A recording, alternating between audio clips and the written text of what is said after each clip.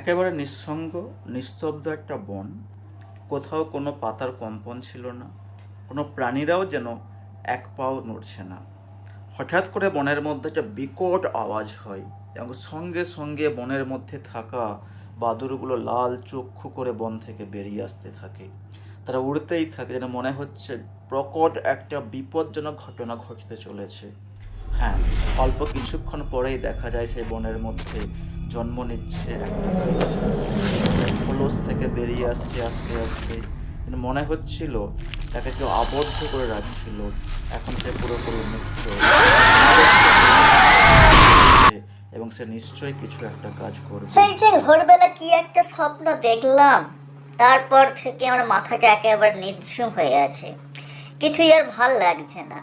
একটু ওদিকে যাই তো দেখে সত্যি কি স্বপ্নটাকে সত্যি, আর যে স্বপ্নটা সত্যি হয় তবে সেই পেতনি কি আমার এখানে আসতে পারে? ওহ, আর ভাল লাগছে না, কিছুই ভাল লাগছে না। যাই ওদিকে যাই।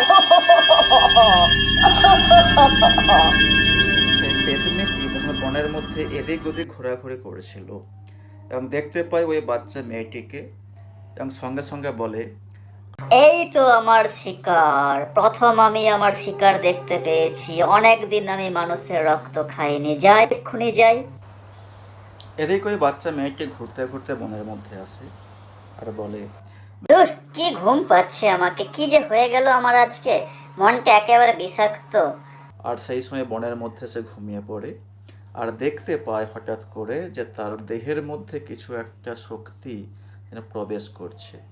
সেই পেতনিটা তার দেহের মধ্যে যেই প্রবেশ করে সঙ্গে সঙ্গে সে একটা অসম্ভব শক্তির অধিকারী হয়ে যায়। তার সমস্ত দৃশ্যগুলি চেঞ্জ হতে থাকে এবং সে হঠাৎ করে অন্য একটা জগতে নিজেকে দেখতে পায়।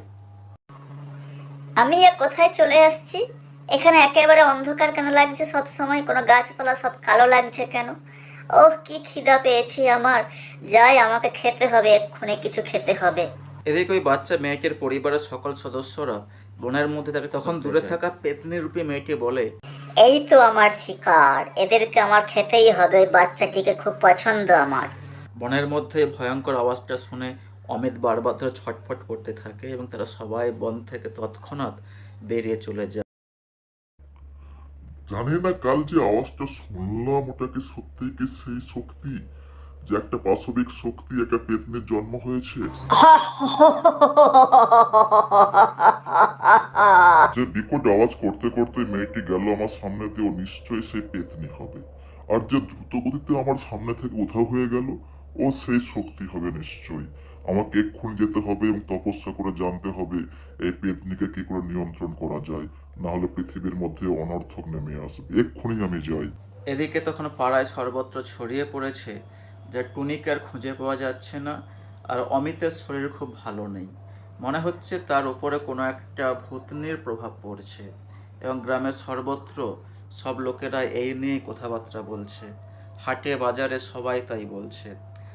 না বাবু, দেখো তোমরা কি বলছো আমি জানি না, কিন্তু এটা সত্যি কথা যে টুনিকে কিন্তু আর পাওয়া যাচ্ছে না, কেউ তাকে দেখতে পাচ্ছে না।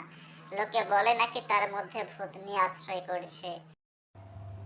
এদিকে সেই ভূতনি টুনিকে ভর করছে এবং তাকে এমন এক জায়গায় উড়িয়ে নিয়ে যাচ্ছে যেখানে কিন্তু শুধুমাত্র জল আর জল।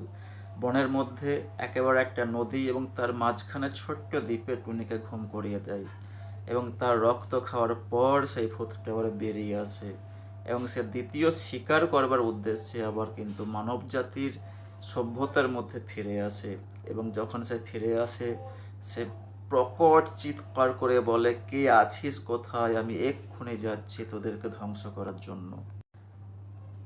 সাধুটি অনেকক্ষণ তপস্যা করে জানতে পেরেছে এটা নিশ্চয়ই সেই একটা পেতনির কাজ এবং তার তপস্যারত অবস্থায় দেখে সেই পেতনি সেখানে উপস্থিত হয়।